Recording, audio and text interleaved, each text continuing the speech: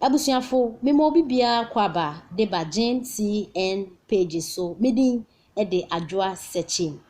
Amanfo bebre na omo akasa de afa ensem bia Owura Gabriel Esiedu a oginemu as parliamentary candidate wo Bekwai constituency no ho. Na Ganafo bi nsem omo Kenya ne se NDC ye party bia eso yie papapa wo Ghana ha. Na Ghana ha ye ka parties akesi mienu a edi akotena ye MPP na NDC na NDC fo wo opposition. Na eno na Ganafo bi kire se NDC party kesi a entisei enti munya obia engumi no emfa no embegina as presidential candidate ewo 2024 abatu ya eda ya nimi se oman pani dada JDM pe ene na Ganafo mutie se mo ye mo adwen se mo nsesa oman pani dada na ona na mo besan so de no abe contest 2024 dia ene na mo bewe ria sin eye 2020 abatu ya yetu yi mo bewe poto enti na NDC fo mo ye mo adwen se mo prepare obi foforo de no abeye presidential candidate ewo 2024 abatu ya eda ya nimi na no ene bi mo nso kire se NDC fo na akasa no oman pani dada na mpese omu di no ho agro omu pese omu gu nani mase na omu sanso disappoint no enti na 2024 omu sanso de no aba no enti nkebeye a NDC fo omu mpe obi foforo emfa no embe contest 2024 as presidential candidate na adofo ensem no emu enchiremu ni Owura Gabriel Esiedu a oginemu as parliamentary candidate ewo Bekwai constituency na okire se oman pani dada JDM 2024 abatu eda ya nimi ona na omode no contest as presidential candidate de ama NDC amayoko no na court case ya sisi NDC fo omodo omo asem akodan court supreme court so omo endi omo asem emo because 2020 abatu na yeto no omo engine ntu so omo edi nkunimi no case no omo win you omo lose you still oman pani dada JDM na no omo ani gine ho a omo pese omo sanso edi no eba as presidential candidate ewo 2024 abatu ya eda ya nimi na Ganafo bi kire se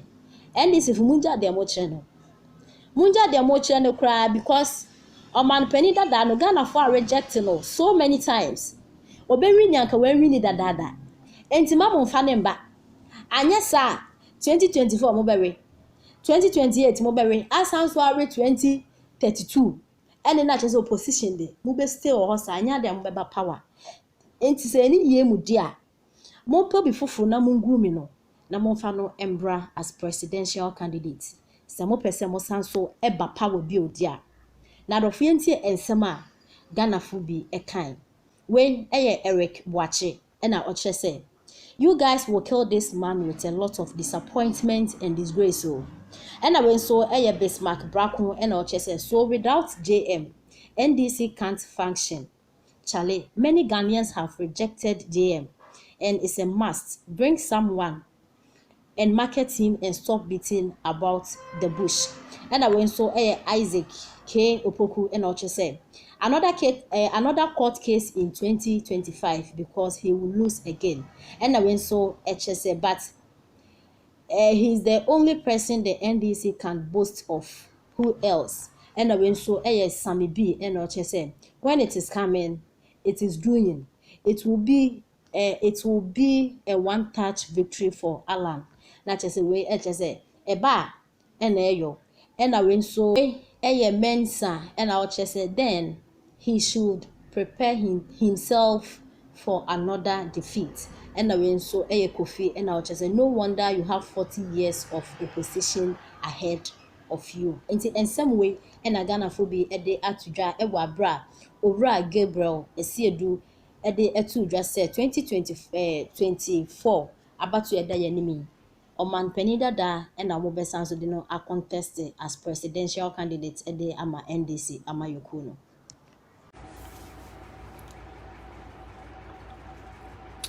Ma'am, good evening about Ofori TV so when say Saturday bia sani aya me ya no e wo me live e wo Ofori TV so no e ya nyoma papa MPP aban ya no eno na me bon ho dawro e Saturdays bia na Sami Jamfin so I know akwa na UTV also ye bibi a ye fe moment of truth. Sa Sammy Jemfi UTV no kwatena on ni oyo si moment of truth no. Se Sammy Jemfi won sem papa bia ada na kwatena on ma nka de adwon mahama ba obetimi aye mfa nkyere oman no. Na kwatena wa na nado ne mba na nado ne nabusia. Na nado ne mba na nado ne nabusia. Omuso a no matimi abo oman mande nsuo ye free. Kania 6 months be atwam kania timi aye free. Education aye free. Enti uso Sammy Jemfi kwatena UTV wonuma ade amahama ba ye obeye ye bi ti se enko confirm etuko Burkina ska odugu play mu ko Brazil Bas Brandon Jida Sada any housing nyoma ne like on my box site or the man ni Ibrahim ama what's the moment of truth now ye ni tuba no be kasa no kura ni nyina kire o man say oh aye John Mahama so bass no ono so be ye say now bet na UTV a ye papa despite the udi 10 years with UTV or crunch one CD kura wo be gini sika enti ni Sammy Jemfi kwat na UTV no ye ni de eno ye bola goose eno no ento aba ena nya de a John Mahama no obi wo Ghana ha oba beto aba de ama John Mahama because obi anim John Mahama ni track record obi anim John Mahama ni record e wo Ghana John Mahama record e wo Ghana ha no na ti se Manchester United en win 3 to aso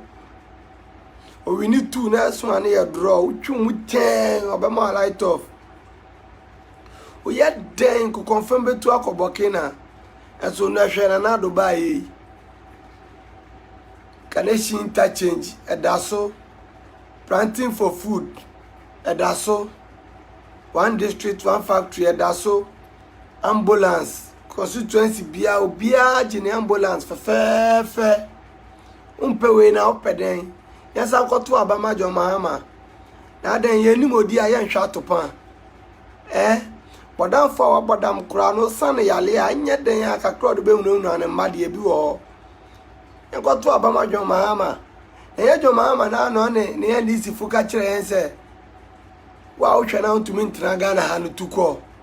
that's a nyame adom na se yetuma to abama kufu ado na se yentuma ntu amfiri Ghana ha de a ene John Mahama no wa lisi fo mu betu ne yemom yatena Ghana ha yameto abama John Mahama Sammy Jemfi na uhwe yani ma yese jimi ma o man decide say for more for nana to do more because enyoma na nana do ye no enya small nyoma na nana do ye no nana deserve more than 4 years free education planting for food and jobs say chese national health insurance no kwade emu ayedin to say Liverpool defense emu ayedin nursing training allowance na nana do tua teacher training allowance no tua oni obiaka John Mahama me say common chalk kura obi ko bisa common chalk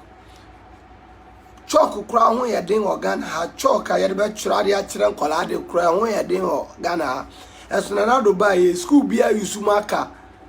busa ko class bia maka bu now John Mahama asem beto abama still 4 more for nana to do more say yen yeti ase die nana do nyuma pa na wa ye no ye be bo hu dawro na ye wie na nana do ba power comedy no ye sande be mamu 4 more for nana to do more John Mahama die ukoto abama John Mahama sen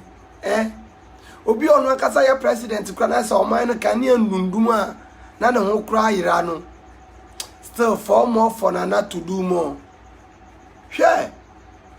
emane to ade wa kwa menkroma circle o kan shi kaneshi agbogro shi o munyina asem nka cha na nado say na nado